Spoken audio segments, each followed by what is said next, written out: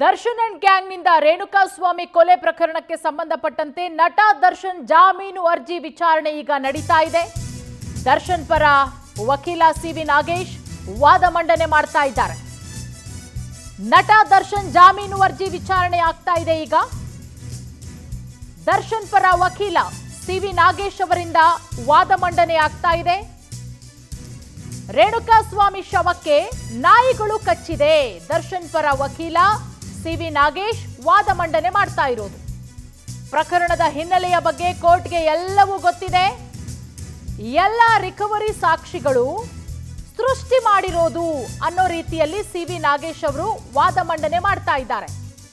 ಮರದ ಕೊಂಬೆ, ನೀರಿನ ಬಾಟಲಿ, ಹಗ್ಗ ಸಾಕ್ಷಿ ಮಾಡಿದ್ದಾರೆ ಇಲ್ಲಿ ಪೊಲೀಸರು. ಪೊಲೀಸರ ತನಿಖೆ ಅತ್ಯಂತ ಕೆಟ್ಟ ತನಿಖೆ. ದರ್ಶನ್ ಪರ ವಕೀಲ ಸಿವಿ ನಾಗೇಶ್ ಅವರ ವಾದ. ಮೊದಲು ಪ್ರಕರಣದ ರಿಕವರಿ ವೇಳೆ ಸಿಕ್ಕಿರೋದೇನು? ಅತ್ಯುತ್ತಮ ತನಿಖೆ ಅಂತ ಕೋರ್ಟ್ಗೆ ಎಸ್ಪಿಪಿ ಹೇಳಿದ್ದಾರೆ. ಆದರೆ ನನ್ನ ಪ್ರಕಾರ ಇದು ಅತ್ಯಂತ ಕೆಟ್ಟ ತನಿಖೆ. ದರ್ಶನ್ ಪರ ವಕೀಲರಾದಂತಹ ಸಿವಿ ನಾಗೇಶ್ ಅವರ ವಾದ ಮಂಡನೆ ನೋಡಿ. ನಟ ದರ್ಶನ್ ಪರ ಸಿವಿ ನಾಗೇಶ್ ಅವರು ಈಗ ವಾದ ಮಂಡಿಸ್ತಾ ಇದ್ದಾರೆ. ಮಾಧ್ಯಮಗಳು ದರ್ಶನ್ ದೋಷಿ ಅಂತ ಹೇಳಿದೆ. ಮೀಡಿಯಾ ಟ್ರಯಲ್ ಪ್ರಶ್ನೆ ಮಾಡಿದ್ದಾರೆ ವಕೀಲ ಸಿವಿ ನಾಗೇಶ್ ಅವರು. ನಾಯಿ ಕಚ್ಚಿದ್ದರಿಂದ ರೇಣುಕಾಸ್ವಾಮಿಗೆ ಗಾಯ ಆಗಿದೆ. ತನಿಖಾಧಿಕಾರಿಯನ್ನ ಕೋರ್ಟ್ ತರಾಟೆಗೆ ತೆಗೆದುಕೋಬೇಕು. ಸಾಕ್ಷಿಗಳ ಹೇಳಿಕೆ, ಪಂಚನಾಮೆ ಎಲ್ಲವನ್ನ ಕೂಡ ತೋರಿಸಿದ್ದಾರೆ. ಆದರೆ ಮಾಧ್ಯಮಗಳು ಇದನ್ನ ಹಲ್ಲೆ ಅಂತ ತೋರಿಸಿದೆ. ದರ್ಶನ್ ವಿರುದ್ಧ ಸಾಂದರ್ಭಿಕ ಸಾಕ್ಷಿ ಹೆಸರಿಸಲಾಗಿದೆ ನೋಡಿ. ಈಗ ಬೇಲ್ ಅರ್ಜಿ ವಿಚಾರಣೆ ನಡೀತಾ ಇದೆ. ಈಗ ನಟ ದರ್ಶನ್ ಜಾಮೀನು ಅರ್ಜಿ ವಿಚಾರಣೆ ನಡೀತಾ ಇರೋದು. ವಾದ ಮಂಡನೆ ಮಾಡ್ತಾ ಇದ್ದಾರೆ. ದರ್ಶನ್ ಪರ ವಕೀಲರಾದಂತಹ ಸಿವಿ ನಾಗೇಶ್ ಅವರಿಂದ ವಾದ ಮಂಡನೆ ಆಗ್ತಾ ಇದೆ. 2 ಅಡಿ ಮುರಿದಂತಹ ಲಾಠಿಯನ್ನ ವಶಕ್ಕೆ ಪಡೆಯಲಾಗಿದೆ. ದರ್ಶನ್ ಪರ ವಕೀಲರಿಂದ ವಾದ. ಅವರು ಕತ್ತಲೆ ವೇಳೆ ಪಂಚನಾಮೆಯನ್ನ ಮಾಡಿದ್ದಾರೆ. ಪೊಲೀಸರು ಲ್ಯಾಪ್ಟಾಪ್ ಮುಖಾಂತರ ಟೈಪ್ ಮಾಡಿಸಿದ್ದಾರೆ ನೋಡಿ. ಲ್ಯಾಪ್ಟಾಪ್ ಮುಖಾಂತರ ಟೈಪ್ ಮಾಡಿಸಿ ಪಂಚನಾಮೆ. ಸುಮಾರು ಅರ್ಧ ಅಡಿ ಉದ್ದದ ಕೋಲು ಕೂಡ ಸಿಕ್ಕಿದೆ. ವಾಟರ್ ಬಾಟಲ್ ಸಿಕ್ಕಿದ್ದು, ಅದರಲ್ಲಿ ಸ್ಟೋನಿ ಬ್ರೂಕ್ನ ಚಿಹ್ನೆ ಇದೆ. ದರ್ಶನ್ ಪರ ವಕೀಲ ಸಿವಿ ನಾಗೇಶ್ ಅವರ ವಾದ ಮಂಡನೆ. ವಾದ ಮಂಡಿಸ್ತಾ ಇದ್ದಾರೆ. ಈಗ ದರ್ಶನ್ ಪರ ಜಾಮೀನು ಅರ್ಜಿ ವಿಚಾರಣೆ ಆರಂಭ ಆಗಿದೆ. ಸಿವಿ ನಾಗೇಶ್ ಅವರು ದರ್ಶನ್ ಪರ ವಕೀಲರು ವಾದವನ್ನ ಮಂಡನೆ ಮಾಡ್ತಾ ಇದ್ದಾರೆ. ಸೃಷ್ಟಿ ಮಾಡಿದ್ದಾರೆ ಸಾಕ್ಷಿಗಳನ್ನ ಪೊಲೀಸರು. ಅದರ ಜೊತೆಗೆ ಆ ಗಾಯದ ಗುರುತುಗಳಿತ್ತಲ್ಲ ಮುಖದ ಮೇಲೆ, ಅದು ಹೊಡೆದಿರೋದಲ್ಲ, ನಾಯಿ ಕಚ್ಚಿರೋದು ಅಂತ ಹೇಳಿ ದರ್ಶನ್ ಪರ ವಕೀಲರು ವಾದ ಮಂಡನೆಯನ್ನ ಮಾಡ್ತಾ ಇದ್ದಾರೆ. ಪ್ರಕರಣದ ಹಿನ್ನೆಲೆ ಬಗ್ಗೆ ಕೋರ್ಟ್ಗೆ ಎಲ್ಲವೂ ಕೂಡ ಗೊತ್ತಿದೆ. ರೇಣುಕಾಸ್ವಾಮಿಯ ಶವಕ್ಕೆ ನಾಯಿಗಳು ಕಚ್ಚಿದೆ ಅಂತ ಹೇಳಿ ದರ್ಶನ್ ಪರ ವಕೀಲ ಸಿವಿ ನಾಗೇಶ್ ಅವರು ವಾದ ಮಂಡನೆ ಮಾಡ್ತಾ ಇದ್ದಾರೆ. ಇದಕ್ಕೆ ಪ್ರತಿವಾದ ಹೇಗಿರುತ್ತೆ ಅನ್ನೋದನ್ನ ಕಾದು ನೋಡಬೇಕಾಗತ್ತೆ. ಜಾಮೀನು ಅರ್ಜಿ ವಿಚಾರಣೆ ಸುದೀರ್ಘವಾಗಿ ವಾದ ಮಂಡನೆ ಆಗ್ತಾ ಇದೆ. ಅದರ ಜೊತೆಗೆ ಒಂದಷ್ಟು ಅಂಶಗಳನ್ನ ಇಲ್ಲಿ ಸಿವಿ ನಾಗೇಶ್ ಅವರು ಉಲ್ಲೇಖ ಮಾಡ್ತಾರೆ. ಪೊಲೀಸರ ತನಿಖೆ ಅತ್ಯಂತ ಕೆಟ್ಟ ತನಿಖೆ ನೋಡಿ. ರೇಣುಕಾಸ್ವಾಮಿ ಕೊಲೆ ಪ್ರಕರಣ ದರ್ಶನ್ ಬೇಲ್ ಅರ್ಜಿ ವಿಚಾರಣೆ ಆಗ್ತಾ ಇದೆ. ಈಗ 57ನೇ ಸಿಸಿಎಚ್ ಕೋರ್ಟ್ನಲ್ಲಿ ಜಾಮೀನು ಅರ್ಜಿ ವಿಚಾರಣೆ ನಡೀತಾ ಇದೆ. ಈಗ ದರ್ಶನ್ ಪರ ವಕೀಲ ಸಿವಿ ನಾಗೇಶ್ ಅವರಿಂದ ವಾದ ಮಂಡನೆ ಆಗ್ತಾ ಇದೆ. 12/6/2024ರಿಂದಲೇ ದಾಖಲೆಗಳನ್ನ ಸೃಷ್ಟಿ ಮಾಡಲಾಗಿದೆ. ಅಲ್ಲಿ ಸಿಕ್ಕಿರುವಂತ ಮರದ ತುಂಡು, ಕಟ್ಟಿಗೆಗಳು, ನೈಲಾನ್ ಹಗ್ಗ ಎಲ್ಲ ಪೊಲೀಸರೇ ಮಾಡಿರುವಂತಹ ಸೃಷ್ಟಿ. ಇದು ಸಿವಿ ನಾಗೇಶ್ ಅವರ ವಾದ. 12ನೇ ತಾರೀಕು ಪಟ್ಟಣಗೆರೆ ಶೆಡ್ನಲ್ಲಿ ಕತ್ತಲಲ್ಲಿ ಪೊಲೀಸರು ಪಂಚನಾಮೆ ಮಾಡಿದ್ದಾರೆ. ಈ ವೇಳೆ 2 ಅಡಿ ಉದ್ದದ ಲಾಠಿ, ರಕ್ತದಿಂದ ಕೂಡಿದಂತಹ ಲಾಠಿ, ಅಶೋಕ್ ಲೇಲ್ಯಾಂಡ್ ಲಾರಿ, ನಂತರ ಖಾಲಿ ಬಾಟಲು, ಇದರ ಮೇಲೆ ಸ್ಟೋನಿ ಬ್ರೂಕ್ ಲೇಬಲ್, 4 ಅಡಿಯ ನೈಲಾನ್ ಹಗ್ಗ, ಇದೆಲ್ಲವನ್ನ ಕೂಡ ಪಂಚನಾಮೆಯಲ್ಲಿ ಉಲ್ಲೇಖ ಮಾಡಲಾಗಿದೆ. 12/6/2024ನೇ ತಾರೀಕು ಘಟನಾ ಸ್ಥಳಕ್ಕೆ FSL ಟೀಮ್ ಅನ್ನ ಕರೆಸ್ಕೋತಾರೆ. ಎಲ್ಲವೂ ಕೂಡ ಪೊಲೀಸರೇ ಸೃಷ್ಟಿ ಮಾಡಿರೋದು ಅಂತ ಹೇಳಿ ದರ್ಶನ್ ಪರ ವಕೀಲ ಸಿ.ವಿ. ನಾಗೇಶ್ ಅವರ ವಾದ ಆಗಿದೆ. ನಟ ದರ್ಶನ್ ಪರ ವಕೀಲ ಸಿ.ವಿ. ನಾಗೇಶ್ ಅವರು ಈಗ ವಾದವನ್ನ ಮಂಡನೆ ಮಾಡ್ತಾ ಇದ್ದಾರೆ. ಎಲ್ಲಾ ಸಾಕ್ಷಿಗಳನ್ನ ಪೊಲೀಸರೇ ಸೃಷ್ಟಿ ಮಾಡಿದ್ದಾರೆ. ದರ್ಶನ್ ವಿರುದ್ಧ ಸಾಕ್ಷಿಗಳನ್ನ ಸೃಷ್ಟಿ ಮಾಡಿದ್ದಾರೆ. ಜಯಣ್ಣ ಮಾಲೀಕತ್ವದ ಶೆಡ್ನಲ್ಲಿ ಕೂಡ್ ಹಾಕಲಾಗಿತ್ತು. ಜೂನ್ 9, 10, 11ನೇ ತಾರೀಕು ಪೊಲೀಸರು ಏನ್ ಮಾಡ್ತಾ ಇದ್ರು? ನಟ ದರ್ಶನ್ ಪರ ವಕೀಲ ಸಿ.ವಿ. ನಾಗೇಶ್ ಅವರ ವಾದ ಮಂಡನೆ. 3 ದಿನ ಏನ್ ಮಾಡ್ತಾ ಇದ್ರು ಪೊಲೀಸರು ಅಂತ ಹೇಳಿ ಸಿ.ವಿ. ನಾಗೇಶ್ ಅವರು ವಾದ ಮಂಡನೆ ಮಾಡ್ತಾ ಇದ್ದಾರೆ. ಬೆದರಿನ ಕೋಲನ್ನ ಪೊಲೀಸರು ಸೀಸ್ ಮಾಡಿದ್ದಾರೆ. ಜೂನ್ 8ನೇ ತಾರೀಕಿಗೆ PSIಗೆ ಮಾಹಿತಿ ಇದೆ. ಆದ್ರೆ 12ನೇ ತಾರೀಕುವರೆಗೂ ಕೂಡ ಹೋಗಲಿಲ್ಲ. ಯಾಕೆ ಅನ್ನೋದ್ರ ಬಗ್ಗೆ ಸಿ.ವಿ. ನಾಗೇಶ್ ಅವರ ವಾದ. ಅಂದ್ರೆ 3 ದಿನಗಳ ಕಾಲ ಪೊಲೀಸರು ಏನ್ ಮಾಡಿದ್ದಾರೆ ಅಂತ ಹೇಳಿದ್ರೆ ಅವರೇನೇ ಸಾಕ್ಷಿಗಳನ್ನ ಸೃಷ್ಟಿ ಮಾಡಿದ್ದಾರೆ ಅನ್ನೋ ರೀತಿಯಲ್ಲಿ ದರ್ಶನ್ ಪರ ವಕೀಲರಾದಂತಹ ಸಿ.ವಿ. ನಾಗೇಶ್ ಅವರು ಈಗ ಪ್ರಬಲವಾದಂತಹ ವಾದ ಮಂಡನೆಯನ್ನ ಮಾಡ್ತಾ ಇದ್ದಾರೆ. ಇದಕ್ಕೆ ಪ್ರತಿವಾದ ಹೇಗಿರುತ್ತೆ ಅನ್ನೋದನ್ನ ಕಾದು ನೋಡಬೇಕಾಗತ್ತೆ. ಇದೆಲ್ಲದರ ಬಗ್ಗೆ ಮತ್ತಷ್ಟು ಮಾಹಿತಿ ಕೊಡ್ತಾರೆ ನಮ್ಮ ಪ್ರತಿನಿಧಿ ವೀರೇಶ್. ಈಗ ನಮ್ಮ ಜೊತೆಗೆ ನೇರ ಸಂಪರ್ಕಕ್ಕೆ ಜಾಯ್ನ್ ಆಗಿದ್ದಾರೆ. ವೀರೇಶ್, ಈಗ ಬೇಲರ್ಜಿ ವಿಚಾರಣೆ ಆರಂಭ ಆಗಿದೆ. ಸಿ.ವಿ. ನಾಗೇಶ್ ಅವರು ದರ್ಶನ್ ಪರ ವಕೀಲರು ಪ್ರಬಲವಾದಂತಹ ವಾದ ಮಂಡನೆ ಮಾಡ್ತಾ ಇದ್ದಾರೆ. ಸದ್ಯಕ್ಕೆ ಈ ಬಗ್ಗೆ ಈಗ ಅಪ್ಡೇಟ್ ಏನ್ ಸಿಗ್ತಾ ಇದೆ ವೀರೇಶ್?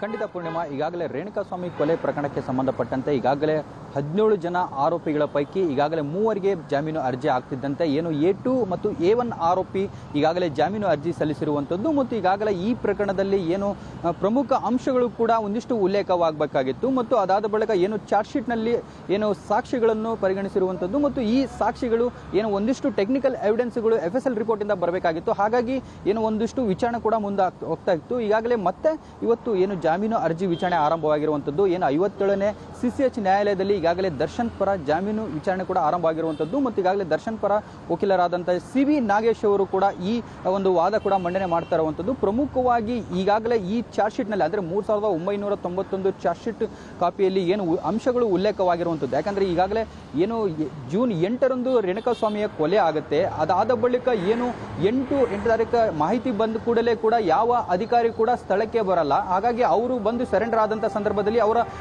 ಹೇಳಿಕೆ ಆಧಾರದ ಮೇಲೆ ಅವರನ್ನು ವಿಚಾರಣೆ ಮಾಡಿ ಮತ್ತಷ್ಟು ತನಿಖೆ ನಡೆಸಿದಂತ ಸಂದರ್ಭದಲ್ಲಿ ಅಲ್ಲಿ ನಟ ದರ್ಶನ್ ಅವರ ಹೆಸರು ಕೂಡ ಬಾಯಿ ಬಿಡ್ತಾರೆ. ಅದಾದ ಬಳಿಕ ಆ ದರ್ಶನ್ ಹೆಸರು ಬರ್ತಿದ್ದಂತೆ ಏನು ಅಲ್ಲಿ ಸಾಕಷ್ಟು ಎವಿಡೆನ್ಸ್ ಗಳನ್ನು ಕೂಡ ಕಲೆ ಹಾಕ್ಲಿಕ್ಕೆ ಏನು ಒಂದು ತಂಡ ಕೂಡ ರಚನೆ ಆಗುತ್ತೆ. ಯಾಕಂದ್ರೆ ಈಗಾಗಲೇ ಪಟ್ಟಣಗೆರೆ ಶೆಡ್ಡಿನಲ್ಲಿ ಏನು ಆರೋಪಿಗಳ ಹೇಳಿಕೆ ಆಧಾರದ ಮೇಲೆ ಒಂದು ಕಡೆ ದರ್ಶನ್ ಅರೆಸ್ಟ್ ಮಾಡಲಿಕ್ಕೆ ಒಂದ್ ಕಡೆ ಮುಂದಾದ್ರೆ ಮತ್ತೊಂದು ಕಡೆ ಆ ಪ್ರಕರಣಕ್ಕೆ ಸಂಬಂಧಪಟ್ಟಂತೆ ಟೆಕ್ನಿಕಲ್ ಎವಿಡೆನ್ಸ್ ಗಳಾಗಿರಬಹುದು ಮತ್ತು ಅಲ್ಲಿರುವಂತಹ ಸಾಕ್ಷಿಗಳನ್ನು ಕಲೆ ಹಾಕ್ಲಿಕ್ಕೆ ಮುಂದಾದಂತಹ ಸಂದರ್ಭದಲ್ಲಿ ಅಲ್ಲಿ ಏನು ಆರೋಪಿಗಳನ್ನು ಏನು ಸ್ಥಳ ಮಾಜರಕ್ಕೆ ಕರ್ಕೊಂಡೋಗಿ ನಾವು ಎಲ್ಲಿ ಕೊಲೆ ಆಗಿತ್ತು ಅನ್ನೋದ್ರ ಬಗ್ಗೆ ನಾವು ಹೇಳ್ತೀವಿ, ಅಲ್ಲ ಅದಾದ ಬಳಿಕ ನೀವು ತನಿಖೆ ಮಾಡಿ ಅಂತ ಆರೋಪಿಗಳೇ ಕೂಡ ಬಾಯ್ ಬಿಟ್ಟರು ಕೂಡ ಅಲ್ಲಿ ಯಾವುದೇ ರೀತಿಯಾಗಿ ತನಿಖೆ ಆಗಲ್ಲ. ಜೊತೆಗೆ ಏನು ಜೂನ್ 8ರಂದು ಕೊಲೆ ಆದ್ರೆ 9 ಮತ್ತು 10 ಅಲ್ಲಿವರೆಗೂ ಕೂಡ ಬರೀ ಎವಿಡೆನ್ಸ್ಗಳನ್ನು ಕೂಡ ಹಾಕ್ತಾರೆ. ಅದಾದ ಬಳಿಕ 11ನೇ ತಾರೀಕು ಸ್ಥಳ ಮಾಜರಿಗೆ ಆರೋಪಿಗಳನ್ನು ಕೂಡ ಕರ್ಕೊಂಡು ಹೋಗಲ್ಲ. ಹಾಗಾಗಿ ಇಲ್ಲಿ ಏನು ಒಂದಿಷ್ಟು ದಾಖಲೆಗಳನ್ನು ಮತ್ತು ಎವಿಡೆನ್ಸ್ಗಳನ್ನು ಸೃಷ್ಟಿ ಮಾಡಿದ್ದಾರೆ ಪೊಲೀಸರು ಅನ್ನೋ ಒಂದು ವಾದವನ್ನು ಕೂಡ ಮಾಡ್ತಾರೆ. ಯಾಕಂದ್ರೆ ಪಟ್ಟಣಗೆರೆ ಶೆಡ್ನಲ್ಲಿ ಸಿಕ್ಕಂತ ಲೈಲ್ಯಾಂಡ್ ಲಾರಿ ಮುಂದಿರುವಂತಹ ಒಂದು ಫೋಟೋ ಆಗಿರ್ಬೋದು ಮತ್ತು ಏನು ಅಲ್ಲಿ ಬಾಟಲಿ ಸ್ಟೋನಿ ಬ್ರೋಕ್ ಲೇಬಲ್ ಕೂಡ ಅಂಟಿಸಿರುವಂತಹ ಫೋಟೋ ಆಗಿರ್ಬೋದು ಮತ್ತು ಏನು ಮರದ ತುಂಡುಗಳಾಗಿರ್ಬೋದು, ಏನು ಲಾಠಿ ಏನು ಅರ್ಧ ಒಂದು ಲಾಠಿ ಸಿಕ್ಕಿರುವಂತಹ ವಿಚಾರವಾಗಿ ಇವೆಲ್ಲವನ್ನು ಎವಿಡೆನ್ಸ್ ಇಟ್ಟುಕೊಂಡು ಏನು ರೇಣುಕಾಸ್ವಾಮಿ ಮೇಲೆ ಇವರು ಆರೋಪಿಗಳು ಹಲ್ಲೆ ಮಾಡಿದ್ದಾರೆ ಅನ್ನೋ ಒಂದು ಮಾತು ಕೂಡ ಈ ಏನು ಹೇಳಿಕೆ ಆಗಿರ್ಬೋದು ಮತ್ತು ಅವರ ಹೇಳಿಕೆ ಆಧಾರದ ಮೇಲೆ 164 ಸ್ಟೇಟ್ಮೆಂಟ್ ಅನ್ನು ಕೂಡ ತೆಗೆದುಕೊಂಡಂತ ಸಂದರ್ಭದಲ್ಲಿ ಅಲ್ಲಿ ಸಾಕಷ್ಟು ಸಾಕ್ಷಿಗಳನ್ನು ಕೂಡ ಕಲೆ ಹಾಕಿರುವಂತದ್ದು. ಈಗಾಗಲೇ ಇವೆಲ್ಲವನ್ನು ವಾದ ಮಾಡುತ್ತಿರುವಂತಹ ಸಿ.ವಿ. ನಾಗೇಶ್ವರ ಒಂದ್ ಕಡೆ ಆದ್ರೆ ಮತ್ತೆ ಈಗಾಗಲೇ ಏನು ಈ ಪ್ರಕರಣದಲ್ಲಿ ಏನು ಪಟ್ಟಣಗೆರೆ ಶೆಡ್ಡಿನಲ್ಲಿ ಇದ್ದಂತ ಸೆಕ್ಯೂರಿಟಿ ಗಾರ್ಡ್ ಆತ ಹಿಂದಿಯಲ್ಲಿ 164 ಸ್ಟೇಟ್ಮೆಂಟ್ ಕೊಡ್ತಾನೆ. ಅದಾದ ಬಳಿಕ ಅದನ್ನು ಟ್ರಾನ್ಸ್ಲೇಟ್ ಮಾಡಿಕೊಂಡು ಅವುಗಳನ್ನು ಕೂಡ ಏನು ಒಂದು ಎವಿಡೆನ್ಸ್ಗಳು ಕೂಡ ಕಲೆ ಹಾಕ್ತಾರೆ ಮತ್ತು ಆತನ ಹೇಳಿಕೆ ಆಧಾರದ ಮೇಲೆ ಅಲ್ಲಿರುವಂತಹ ಸಾಕ್ಷಿಗಳನ್ನು ಕಲೆ ಹಾಕ್ತಾರೆ. ವಾಹನಗಳ ಒಂದು CCTV ಆಗಿರ್ಬೋದು ಮತ್ತು ಅಲ್ಲಿ ಯಾರು ಬಂದಿದ್ರು ಅನ್ನೋದರ ಬಗ್ಗೆ ಕೂಡ ಮಾಹಿತಿ ಕಲೆ ಹಾಕಿ ತನಿಖೆ ಮಾಡ್ತಿರುವಂತದ್ದು. ಇವೆಲ್ಲ ಎವಿಡೆನ್ಸ್ಗಳು ಕೂಡ ಏನು ಒಂದು ಪ್ರೀ ಪ್ಲಾನ್ ಮಾಡಿದ್ದಾರೆ. ಯಾಕಂದ್ರೆ ಆರೋಪಿಗಳು ಹೇಳುವುದೇ ಬೇರೆ, ಇಲ್ಲಿ ಪೊಲೀಸರು ಏನು ಪ್ರಭಾವಿ ನಟ ಇರೋ ಕಾರಣಕ್ಕೆ ಇಲ್ಲಿ ಒಂದಿಷ್ಟು ಸಾಕ್ಷಿಗಳನ್ನು ಏನು ರೆಡಿ ಮಾಡಿಕೊಂಡು ಏನೊಂದು ಆ ಸಾಕ್ಷಿಗೆ ಸಂಬಂಧಪಟ್ಟಂತೆ ಸಂಬಂಧಪಟ್ಟಂತೆ ಎವಿಡೆನ್ಸ್ ಅನ್ನು ಕೂಡ ಈಗಾಗಲೇ ಚಾರ್ಜ್ ಶೀಟ್ ನಲ್ಲಿ ಉಲ್ಲೇಖ ಮಾಡಿದ್ದಾರೆ. ಇವೆಲ್ಲವೂ ಪ್ರೀ ಪ್ಲಾನ್. ಇಲ್ಲಿ ಏನು ನಟನನ್ನು ಸಿಗಿಸಬೇಕು ಮತ್ತು ಆರೋಪಿ ಹೇಳಿಕೆಗಳು ಕೂಡ ಒಂದು ಕಡೆ ಸರಿಯಾಗಿ ಒಂದು ಚಾರ್ಜ್ ಶೀಟ್ ನಲ್ಲಿ ಉಲ್ಲೇಖ ಮಾಡಿಲ್ಲ ಮತ್ತು ಎಲ್ಲವೂ ತದ್ವಿರುದ್ಧ ಇದ್ದಾವೆ ಅನ್ನೋ ಒಂದು ಮಾತನ್ನು ಕೂಡ ಈಗಾಗಲೇ ಸಿ.ವಿ. ನಾಗೇಶ್ ಅವರು ಹೇಳಿಕೆ ವಾದ ಮಾಡುತ್ತಿರುವಂತದ್ದು ಮತ್ತು ಈಗಾಗಲೇ ದರ್ಶನ್ ಹೇಳಿಕೆ ಕೊಟ್ಟಿರುವಂತಹ ಒಂದು ಚಾರ್ಜ್ ಶೀಟ್ ಅನ್ನು ಈಗಾಗಲೇ ನ್ಯಾಯಾಧೀಶರ ಮುಂದೆ ಓದ್ತಾ ಇರುವುದು ಸದ್ಯಕ್ಕೆ ಈಗಾಗಲೇ ವಾದ ಕೂಡ ನಡೀತಾ ಇದೆ. ನೀವು ಹೋಲ್ಡ್ ಅಲ್ಲಿ ಇರಿ ವೀರೇಶ್, ಹಾಗೆ ಇರಿ. ಈ ವಿಚಾರಕ್ಕೆ ಸಂಬಂಧಪಟ್ಟಂತೆ ಮತ್ತೊಂದು ಬ್ರೇಕಿಂಗ್ ಅಪ್ಡೇಟ್ ಬರ್ತಾ ಇದೆ, ನೋಡ್ತಾ ಹೋಗೋಣ. PSI ವಿನಯ್ ಹೇಳಿಕೆಯ ಬಗ್ಗೆ ಇಲ್ಲಿ ಸಿ.ವಿ. ನಾಗೇಶ್ ಅವರು ವಾದ ಮಂಡನೆ ಮಾಡಿದ್ದಾರೆ. ಆತನಿಗೆ ರಾತ್ರಿಯೇ ಕ್ರೈಮ್ ಬಗ್ಗೆ ಮಾಹಿತಿ ಇತ್ತು. PSI ವಿನಯ್ಗೆ ಮಧ್ಯರಾತ್ರಿ ಪ್ರದೋಷ್ ಅನೇಕ ಬಾರಿ PSI ವಿನಯ್ಗೆ ಕರೆ ಕೂಡ ಮಾಡಿದ್ದ. ನಿದ್ದೆಯಲ್ಲಿ ಇದ್ದಿದ್ರಿಂದ ರಾತ್ರಿ 2 ಗಂಟೆಗೆ ನೋಡಿ ಕಾಲ್ ಬ್ಲಾಕ್ ಮಾಡಿದ್ರು PSI ವಿನಯ್. ಆಗ ರಘು ಮತ್ತು ಸ್ನೇಹಿತರು ಹೊಡೆದಿದ್ದಾರೆಂದು ಪ್ರದೋಷ್ ಹೇಳ್ತಾನೆ. PSI ವಿನಯ್ ಹೇಳಿಕೆಯ ಬಗ್ಗೆ ಸಿ.ವಿ. ನಾಗೇಶ್ ಅವರು ವಾದ ಮಂಡನೆಯನ್ನ ಮಾಡ್ತಾ ಇದ್ದಾರೆ. PSI ವಿನಯ್ ಅವರಿಗೆ ರಾತ್ರಿಯೇ ಕ್ರೈಮ್ ಬಗ್ಗೆ ಮಾಹಿತಿ ಇತ್ತು, ಆದ್ರೂ ಕೂಡ ಯಾಕೆ ಅವರು ಈ ಬಗ್ಗೆ ಕ್ರಮ ತೆಗೆದುಕೊಳ್ಳಿಲ್ಲ? ಮಧ್ಯರಾತ್ರಿ ಪ್ರದೋಷು PSI ವಿನಯ್ಗೆ ಅನೇಕ ಬಾರಿ ಕಾಲ್ ಕೂಡ ಮಾಡಿದ್ನಂತೆ. ನಿದ್ದೆಯಲ್ಲಿದ್ದರಿಂದ 2 ಗಂಟೆಗೆ ಕಾಲ್ ಅನ್ನ ಬ್ಲಾಕ್ ಮಾಡ್ತಾರೆ. ವಾಟ್ಸಪ್ ಕಾಲ್ ಮಾಡಿದ್ದು ಪ್ರದೋಷ್ PSI ವಿನಯ್ಗೆ. ನೋಡಿ, ಆಗ ಓರ್ವ ವ್ಯಕ್ತಿ ಗುಪ್ತಾಂಗಕ್ಕೆ ಗುದ್ದಿ ಸಾಯಿಸಿದ್ದಾಗೆ ಹೇಳ್ದ. ಅದಾದ ಬಳಿಕ ಗಿರೀಶ್ ನಾಯಕ್ ಇನ್ಸ್ಪೆಕ್ಟರ್ಗೆ ಹೇಳ್ತಾರೆ. ನೋಡಿ, ಪ್ರದೋಷ್ ಕಾಲ್ ಮಾಡಿದ್ದು ಅವರ ಕಾನ್ಫಿಡೆನ್ಸ್ ತಗೊಂಡು ಕೊಲೆ ಮಾಡಿದವರು ಯಾರು ಅಂತ ತಿಳ್ಕೊ ಅಂದಿದ್ರಂತೆ.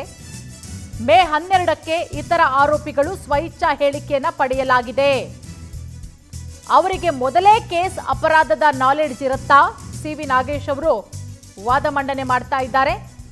ಇಲ್ಲಿ PSI ವಿನಯ್ ಹೇಳಿಕೆಯ ಬಗ್ಗೆ ಸಿ.ವಿ. ನಾಗೇಶ್ ಅವರ ವಾದ ಮಂಡನೆ.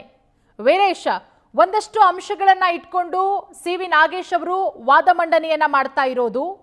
ಇಲ್ಲಿ ಇವರ ಪ್ರಮುಖವಾದಂತ ವಾದ ಇರೋದು 8ನೇ ತಾರೀಕಿಗೆ ಕೊಲೆ ಆಗಿದೆ.